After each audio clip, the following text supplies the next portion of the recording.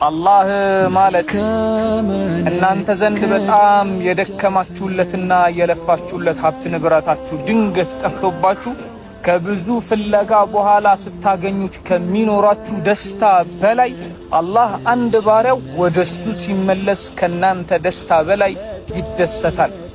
ለዚህ ነው ኢማሙ ሻፊዒ ረሕመቱላህ ዐለይህ ኢዝሀቡ ኢለላህ ይላሉ፣ ወደ አላህ ሂዱ ዑሩጀን አው መካሲራ ከነወንጀሎቻችሁ ከነጥፋታችሁ ከነድክመታችሁ እያነከሳችሁና እያለቀሳችሁ ጌታችን ማረን ብላችሁ ወንጀሎቻችሁን ሰብስባችሁ ሂዱ ወደ አላህ ይላል።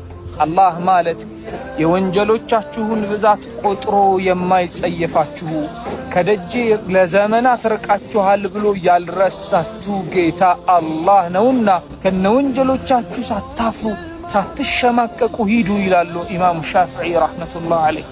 የአላህ ደጃፍ ማለት ከመመላለስ ብዛት የማትሰለቹበት ደግሞ መጣ ደግሞ መጣች የማትባሉበት ደጃፍ ነው። ሂዱ ይላሉ ኢማሙ ሻፊዒ።